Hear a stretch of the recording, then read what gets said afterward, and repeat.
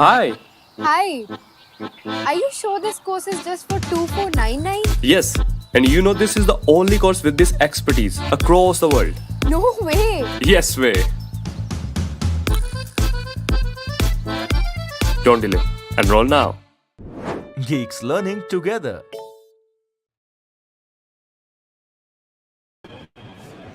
Hello everyone, welcome back to Geeks for Geeks. My name is Muskan Agarwal and I am really sorry for the delay. Like we are around 10 minutes late because I was facing some internet connectivity issues. But we are finally here. So just give me a thumbs up in the comment section if I'm perfectly visible and audible to you. I hope there are no network glitches now.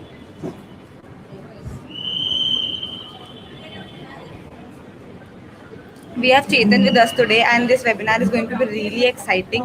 We are going to discuss about asynchronous JavaScript and a lot of concepts regarding JavaScript. So yes, I am really looking forward to this webinar. Okay, fine. Thank you, Anil. Thank you, Ravindra, for confirming. Yes. So I will quickly add Chetan now so that he can introduce himself and tell us more about asynchronous JavaScript and what are we going to cover in this webinar. So I'll add him now. Hi Chetan, how are you doing? Hi Muskan. Uh, Hello everyone. So I am doing good. Thank you. How are you? Yeah, I am good as well. So before we start with the webinar, can you give the audience a brief introduction about yourself so that they can connect with you better? Yeah, sure. First of all, I would like to say sorry due to some technical glitches. We started 10 minutes late. So sorry for that. So coming to my introduction, myself Chetan. I'm working as a software engineer in one of the product-based company in ESCO actually. So we work on printing and then packaging industry. So I have been working from past 4 years as a software engineer. I mean, I was a QA, but I switched my role to software engineer. My okay, so my habits or my passion is to learn new technologies and then share the knowledge. Like I'm passionate about learning new technologies and then reading the books about the technologies and sharing that. So I won't take much time anyway. Like we have consumed 10 more minutes, 10 minutes. So maybe if there is any question, we can take up now. Otherwise, I'll move on to the slides. Right. So guys, if you have any questions, maybe we can start for now. And if the audience will have any questions, we will take them up at the end of the webinar if we have not covered it during the webinar. Right. Okay, sure. Okay, let me share Chetan, my start. screen. Yeah, let me share my screen. Let me know once this is visible. Okay.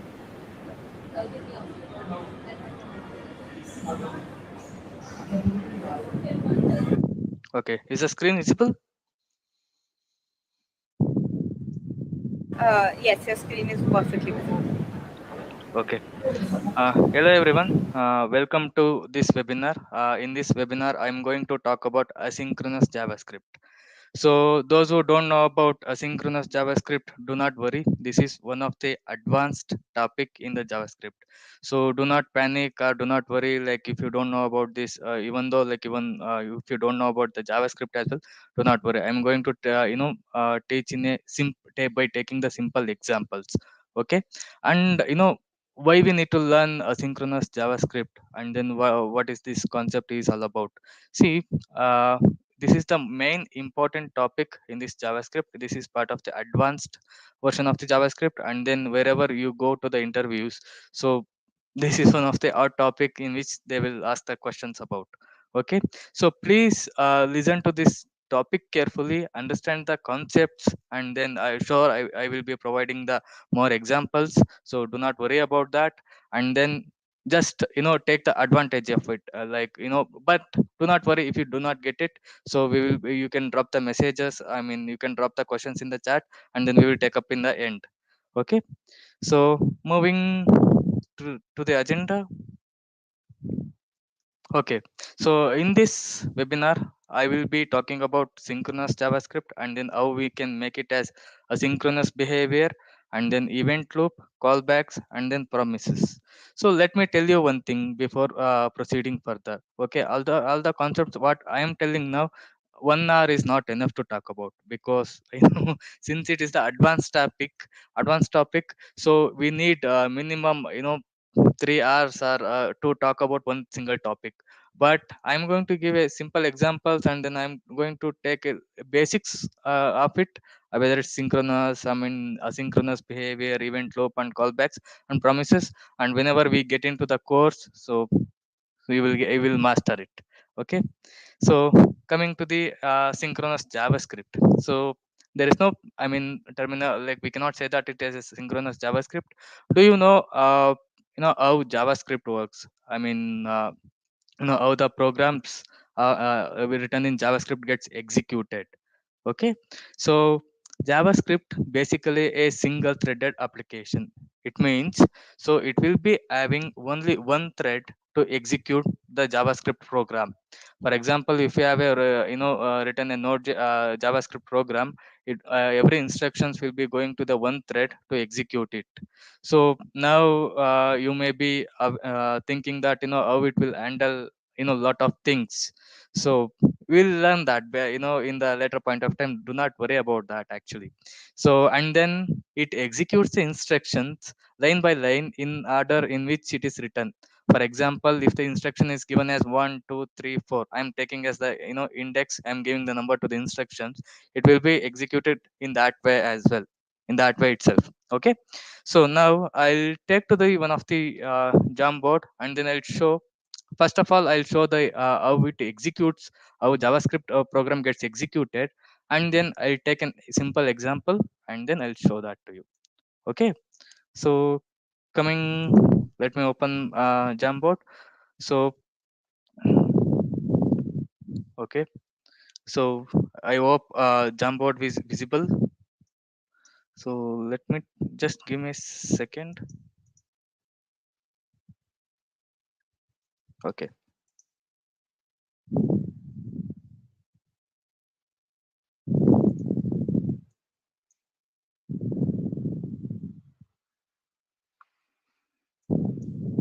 Okay, I hope the Jamboard is visible.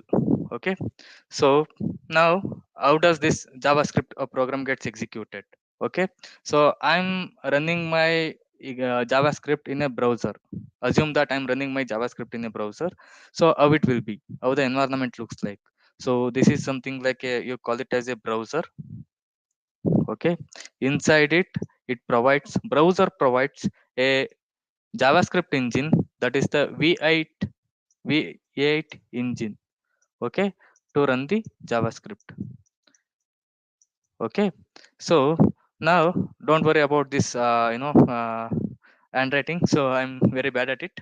Okay, so inside this we have something called call stack.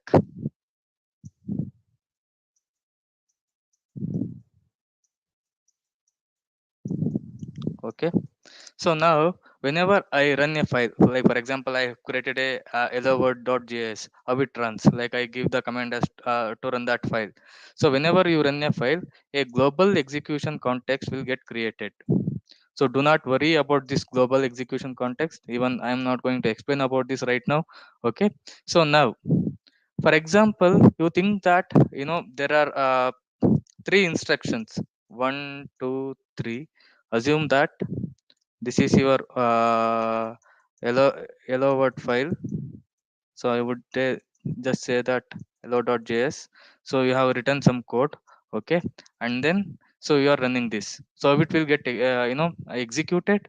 So the first instruction will come, and then it will go to the call stack one, and then it will get executed. And then the second instruction comes, and then it will get executed, and the third instructions. So do you see that order? So whatever the instruction order that you have written, so in the same way it is getting executed. Okay, now you got this, how the program is getting executed. Okay, let's see a simple example. Okay, so simple example, let me open my IDE. Okay, let me open my IDE. So I have written a 3 functions. Okay, do not worry, like if you are not aware of how to define a function as well, do not worry. Okay, so just think that these are all instruction. Inside this function, what I am doing, I am just printing. Console.log means it's a function which prints the things or whatever we provide inside it. So it will print on the console, in the console. Okay, where output, this is, we console is nothing but output area. Okay, so in order to run this, I can run here as well, but for this reason I am taking to you for another browser window. Okay, we'll just paste the path. So inspect. Okay, I'm going to the console. Now your browser has executed this JavaScript, you can see. So I have written, okay, so this is not the script. Okay, so I have defined these things. So this is just a definition. So now I am calling first function. So the first function will be called, and then it will execute the, it will print the first task completed. And then I am calling the second function, and then it will go to here, and then it will execute this second instruction. And then the third function, so here it will execute this. So can you check the order? I mean, it's however the way we have written, so it is executing that. Let us see in the Jamboard how we can show that. Okay, so we have three things. So let me open new thing. Okay, so again I write a browser.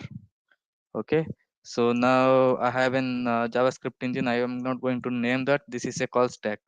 Okay, okay, now, okay, I have a program, right? I'm calling first. Okay, so anyway, global execution context will be there. Okay, so now first will come. So I would say that I would take the index, I mean not the index, I'm just numbering the instructions. Okay, do not worry about that. And then I this is the second function, and then the third. Okay, so now it will call this, and then something like this is your terminal, or this is your console. Assume that this is the output area, or this is the console. So it will print the first line saying that first task completed. Okay, and then the second, and then the third. Once it is done, so it will clear the stack.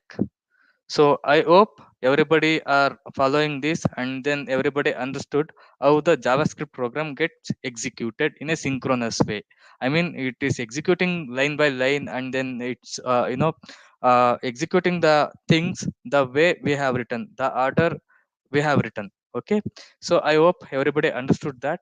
If any doubts, just drop it in the comments. Okay, so next. Okay, next, I take an example. Okay, so I take an example. Now I'll just say this. Okay, now I will give you two scenarios. Okay, so uh, okay, I'll give you two scenarios. Something like, okay, you have to prepare an food. I would say that, prepare a cake. Okay, so and then you think that you want to prepare an you want to make an orange juice as well.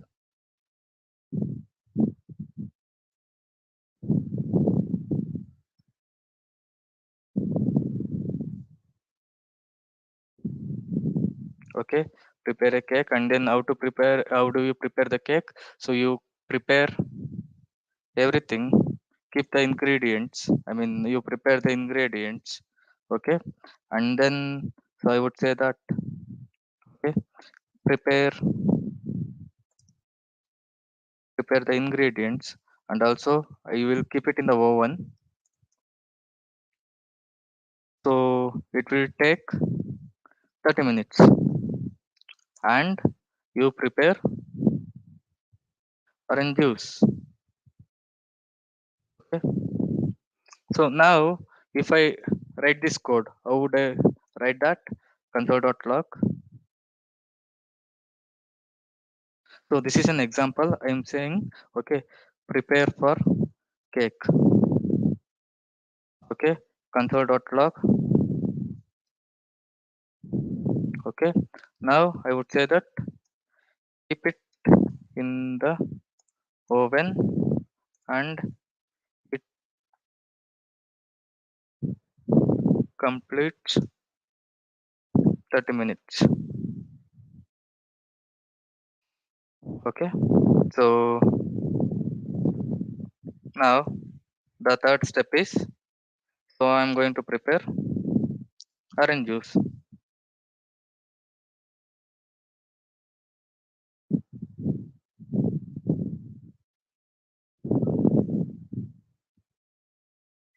Okay, now if I execute this, now I will use the Node.js environment itself. Okay, so then, so anyway, I can also use browser.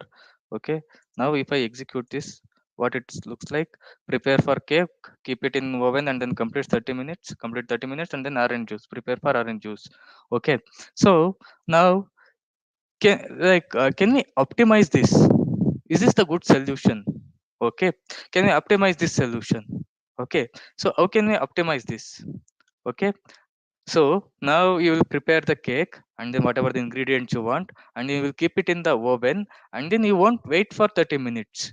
Okay, so that's a background task, right? So it will keep it in the oven, and then whenever 30 minutes got over, the micro oven gives the beep, I mean notification, saying that it's done, bro.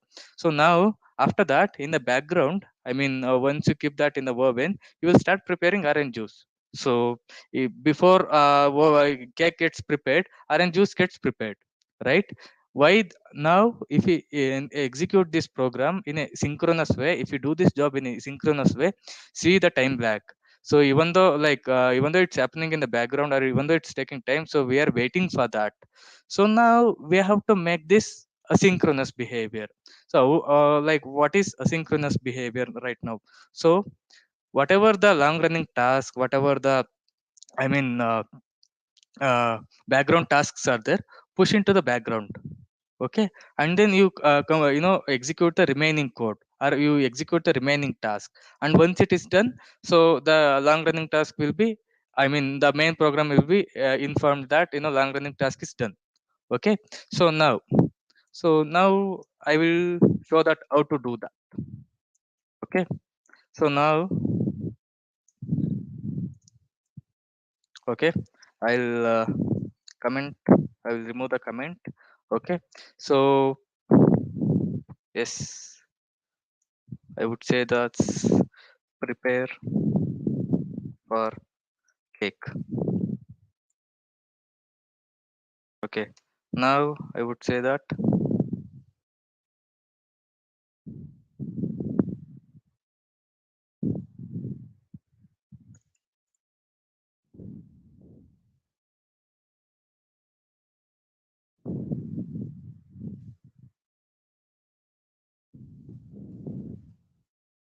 orange juice.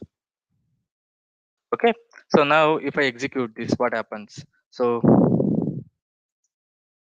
okay, one instruction got executed, two instruction got executed. The third instruction, whatever prepared the orange juice, and then cake is baked at the last. Why at the last? I'll rerun it again. So you can see that without waiting for cake, so orange juice got prepared. We made the orange juice, and after some time the cake is baked.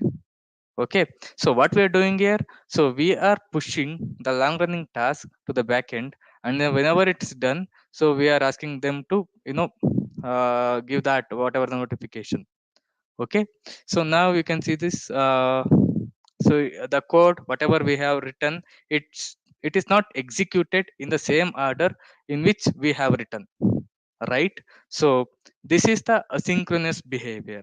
Okay, if I go to the slides, so this is what we call, in this behavior the code won't be blocked due to background task. Okay, we are not blocking the main program or the remaining code due to the background task. So when the long running task get completed, the program is informed and gets the access to the results. Okay, so now you got the example as well. So I'm using set timeout function. Okay, I'm calling this function, and then inside this I am passing some parameter. I am asking some task to do by using callbacks. So that function is a callback. Okay, do not worry. So what is callbacks and all? Okay, so do not worry about that. And then I'm giving 3000. So what is this means?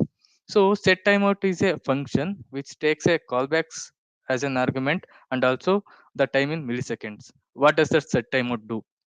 It takes the it executes that instruction whatever given in the callback, or it calls that callback after the given amount of time in milliseconds. For example, just now I am doing is that I am asking this function to get executed after 3 seconds. Okay, so 3000 milliseconds. Okay, both are one at the same. Okay, so now set timeout is function is this function gets executed, and then it will call, and then it will wait until 3 seconds, and then by the time like it's waiting for the 3 seconds, so it will get executed. Okay, now you should have gotten questions. Boss, now itself you said that it's a single threaded. Okay, now itself we talked about it as a, it will execute the code in the same way whatever we have written. But how come this set timeout function is executing in the background? So it does JavaScript supports multi-threaded? No, no. Okay, I will tell you why. you know I will show how this is getting executed. Okay, so let's move on to this Jamboard. Okay, so I'll write a browser. Okay, see, the browser is the superpower, I can say. Okay, so in the mankind, whatever we have built, like browser is also one of the superpower, I can say, because it does lot of things. See, for example, it provides JavaScript engine to execute the JavaScript code. I mean, JavaScript is, we can say it as the backbone of the web development. Even though, like in front end, we use in lot of places actually. So, and also like nowadays, I mean, not nowadays, from past few years, like we are also using for backend as well. Okay, and apart from that, we will get access to some of the servers. Like what browser will do, if you enter the URL, it goes to the server, and then it takes the data, and then it will display it over there. Okay, so now, so in the browser we have something called web APIs. Okay, so now we can ask, here we have web APIs, but how come whenever we run this, so where the the functionality will be available? So otherwise in the Node.js environment we call it as C++ API. Okay, so in this web API, so we have something called, like, you have the every access to this. I mean, the browser provides lot of functionalities. I mean, web API is like something like set timeout. So now you saw that set timeout how it works. Okay, and then DOM. Okay, like if you have an idea about HTML and then CSS, or simple, like how to create a simple JavaScript web page, you have used document.getElementID. So that is provided from browser APIs actually. And then something called, like, you will get access to session. Actually you can also store the data. Okay, lot of things will be there in the browser. Okay, I'm not going to take much time about talking about the browser right now. Okay, so we'll take another session for that. And then, so this is the call stack. Okay, this is the call stack. So now there are three instructions, right? One, two, three. One is preparing cake, like I just as a straight statement saying that prepare for the cake, and then console.log. One thing, one interesting thing, even console.log is part of this browser one. Okay, even console.log, like whatever you use, so it is part, console is part of this. Okay, so whenever we start, okay, so that's the interesting one. Okay, and then gec gets executed. Okay, I mean gec is put into the stack, and then the instruction one, it will call the console.log, and then prints the first instruction saying that what is that, prepare prepare the ingredients for the cake. Okay, and the second thing is set timeout function. So set timeout function is there, so it will call it, it will pass the arguments, and it is done, right? So it is done. Okay, now it's the uh, work of this set timeout function to wait for 3 seconds and then execute the whatever the task given to that later point of time. Okay, and then third instruction, what is that? Orange. Okay, so now without making to wait for that second instructions, we executed all the things. Okay, so this is the asynchronous behavior. Okay, after this, now it is uh, we have this call stack, and then see, I will remove everything from the stack. Okay, so now, okay, so here we have called this set timeout function, and then here we have this cb, right, with a web apis. Now once 3000 second is done, it will be happening in the browser. Okay, do not worry about that, so just worry about our task now. Okay, just to prepare your cake and then taking the cake from the oven. Okay, I need to put this instruction or the event to this stack in order to execute that. Okay, so can I directly put into that? Yes, obviously we can put, but that is not the right way to put. Okay, so whenever the timeout happens, I mean, whenever the 3 seconds gets completed, we have something called task queue. Okay, or I can say that it has a callback queue. So it will be put into this. Okay, so CB. Okay, so CB, and then so here comes the event loop. So if you have heard about event loop, what it does, it checks whether there are any events present in this queue, and then put into this call stack when the call stack is empty. Now our main program is done, so nothing is there in this call stack. So now CB is waiting here, callback is waiting here. So now what we do, so we put this call stack here. I mean, we put this CB in this call stack, I mean the console.log. The third instruction we say, now it gets printed whatever, so cake is completed. Okay, now you got this, right? So how this set timeout works, and then how the asynchronous behavior is happening, and then with there is no things available in the JavaScript, but we can make it as, but in the later point of time we will learn, but do not worry about that right now. So what is the flow now? See, so the whenever we have the set timeout function, it will call this set timeout. So do not worry about what it is in the background. It just waits for 3 seconds, and then it will put the CB or the callback to this queue, callback queue. Okay, and then so once it is done, once the CB is in the queue, so event loop will be there. Event loop will check whether the call stack is empty. If it is empty, it will pick this, and then it will put into the call stack, and then call stack executes whatever the events comes. So yes, I mean, this is how we can apply the we can learn the asynchronous behavior. Okay, so if you are you know uh, comfortable with this, if you don't if you are following this, please give the thumbs up in the chat.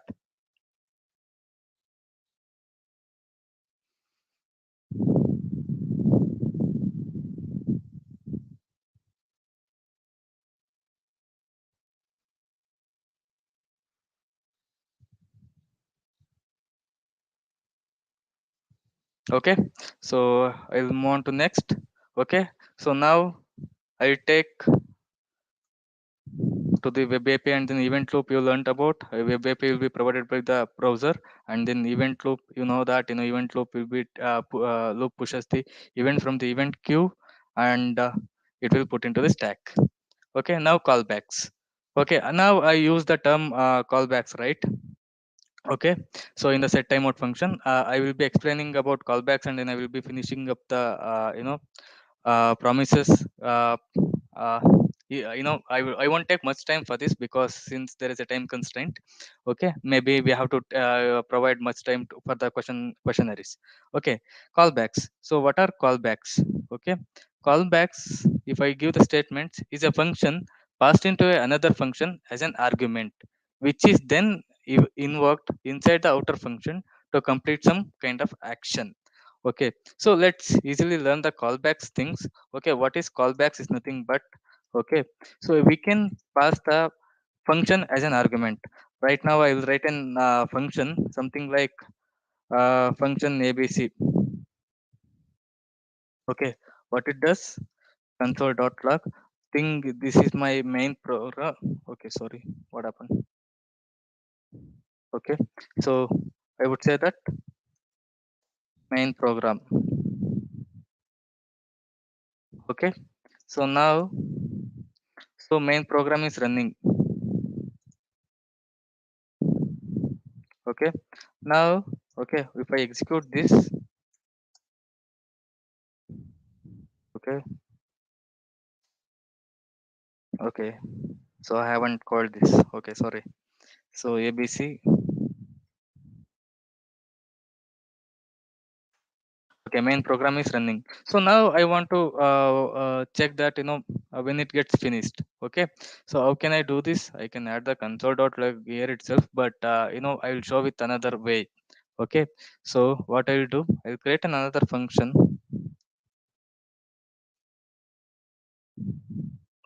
completed. Okay, console.log. Okay, so I would say finished.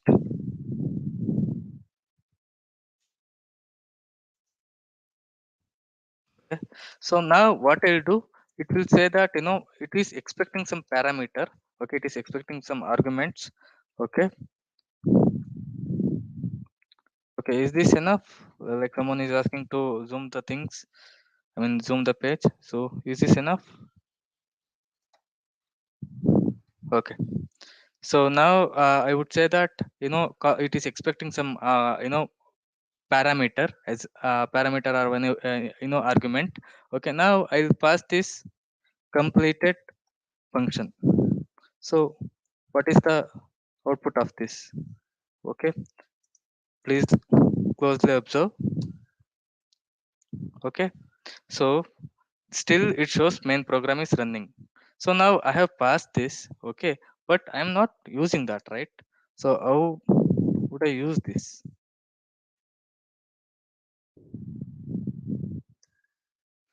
Okay, now uh okay, so I would want to show this with diagrams, but okay, so I will show it here itself. Okay, what we are doing, so we are creating a function, and then which takes the parameter, which takes a single parameter. So and then we are printing this, and then after printing this, we are using that parameter and calling this function. Okay, so that's what it says in the definition. Callback is a function passed into another function as an argument. Now you can see this, I am passing this function as argument to this here, and then I'm calling this, and then you can see this, which is then invoked inside the outer function to complete some kind of action. This is not the only way to use this, but this is one of the way I can say. Okay, I tell you, like I'll give you an example where these callbacks are useful. Okay, so now I'm showing that, I'm passing this as an argument. Okay, this we can, in simple words, we can call it as an callback. Okay, so where it is used, so let's study. I mean, I'll give another example now. Okay, now function sum. Okay, so what is that? What it will do, it will take two parameters, and then return x plus y. Okay, now I'll write another function subtract. What it does, so it takes two parameters. Okay, return x minus y. Okay, now for every operation I need to call some subtract. So I need to write a general function which is called operation. Okay, which it will take arguments and then it says that operate what needs to be operated. Okay, so variable name you can give whatever you want. Okay, now I would say that, okay, return operate of x comma y. Now I would say console dot log operation, okay, and then 2 comma 3 comma sum. So what is the output we get?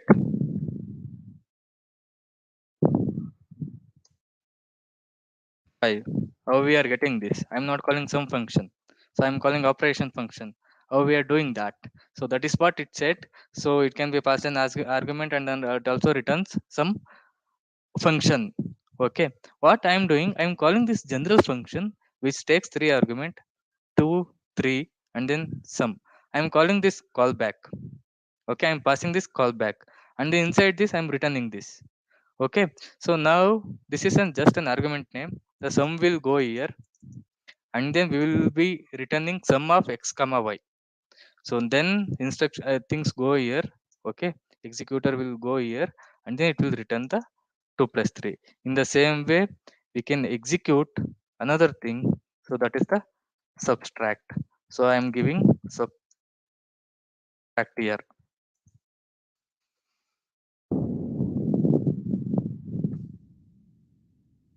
That's all. So 2 plus 3 is 5, 2 minus 3 is minus 1. So now this is one of the example of callbacks. So if I talk about where exactly the callbacks is used, so something like, uh, where we are fetching the data from the databases. Okay, it will take some time, right? So it's not, I'll show that as well. I won't fetch it from database. Let's mimic that.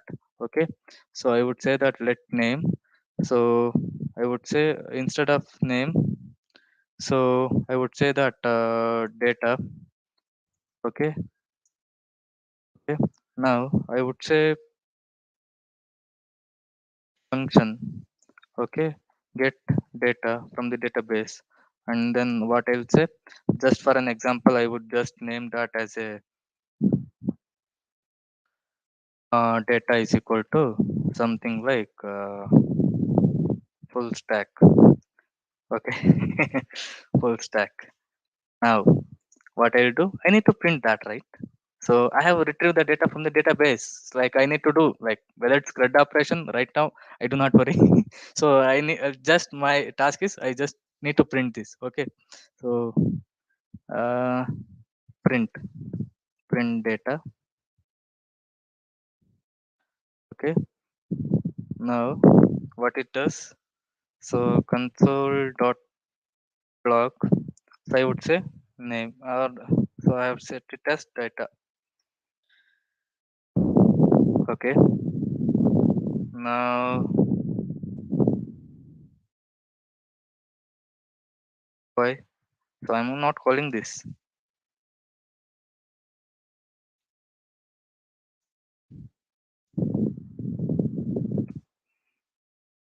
It says undefined.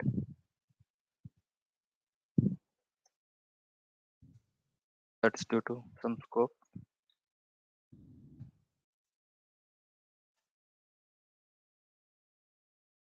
Okay, so I'm using inside some scope, I think. So let me pass this.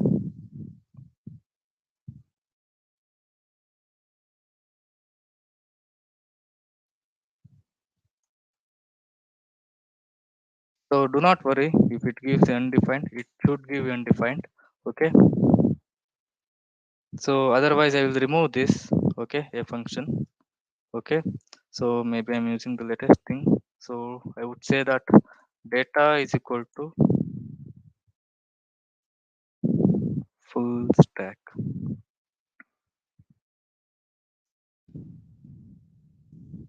So now I think it will give the access to it. So if I directly print this, so now it says that value is full stack. Okay. So now, so let me like whenever you talk about databases, okay, so it will not give directly, right? I mean, it will wait for some time. So how do I do that now? Okay, so what I'll do, I'll create a function. Hello, Yes, Chethan, am I audible?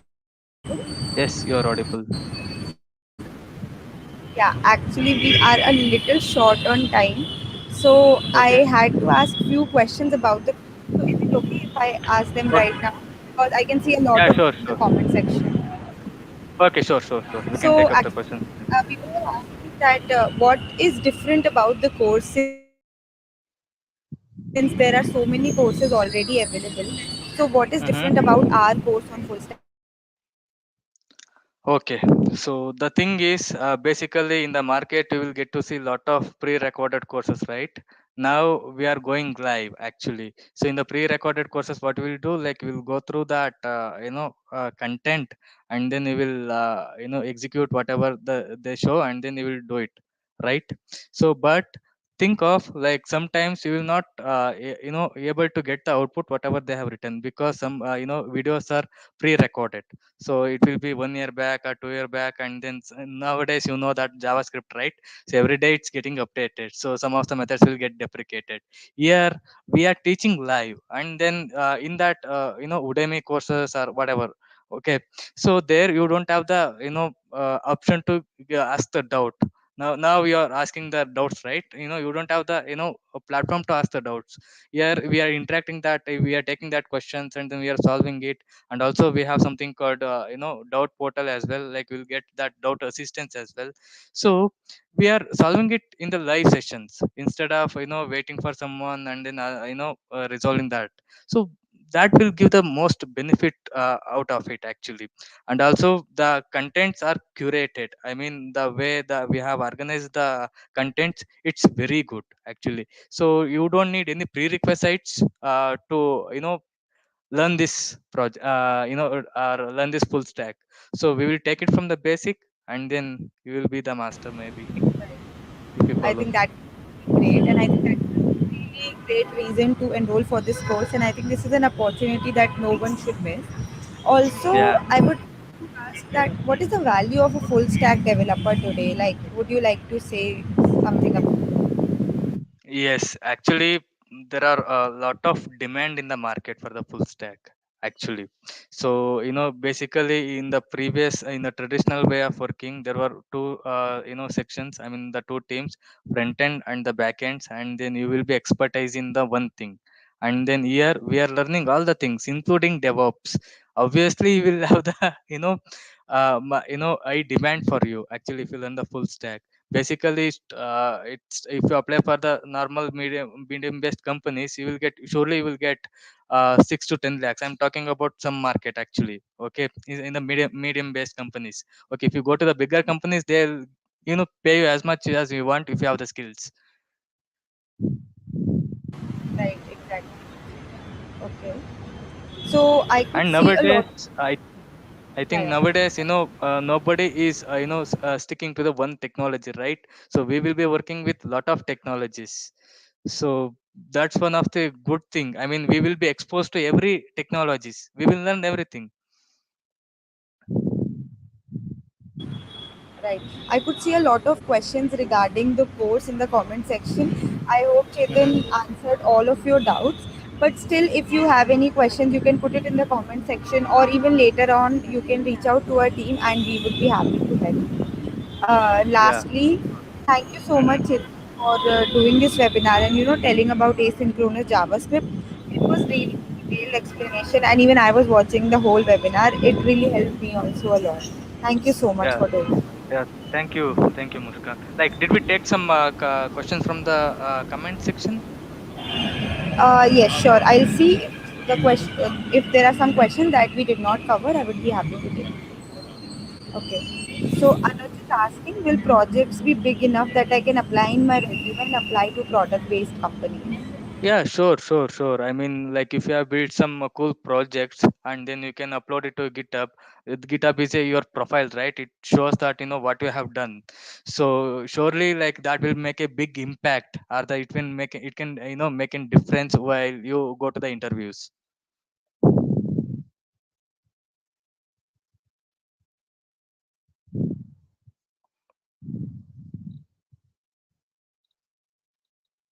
So the rest of the questions that I can see are mostly covered by you.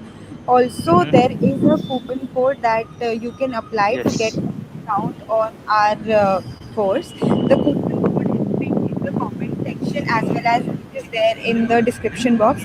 It is Upskill 20. Yeah. UPSKILL 20. You can avail for it and get a straight discount for rupees 2000 on our particular course. So, just register for this course as soon as possible. Do not wait for the last date. And we Yeah. would be very happy to give a discount on our course. If there are any Yeah. other questions, we'll wait for another 1 minute. You can ask. Otherwise, we can end the webinar. Yeah. So if you want to learn more about this anyway, like we are giving discounts on that. You can take that coupon code and then you can get the discounts. And then if you want to learn more, please enroll to that. So you will be that will be an interactive session, that will be a fun. So so we will discuss whatever the topics are there, and then yeah, we will enjoy the learning. Okay, I cannot see any more questions right now, but still later on as well, if you have any other questions, you can reach out to our team. And yes, with this, we can end the webinar. Thank you again, Chetan, for doing this Yeah. webinar. And Yeah. bye bye, everyone. Yeah, thank you. Bye Thank you. everyone.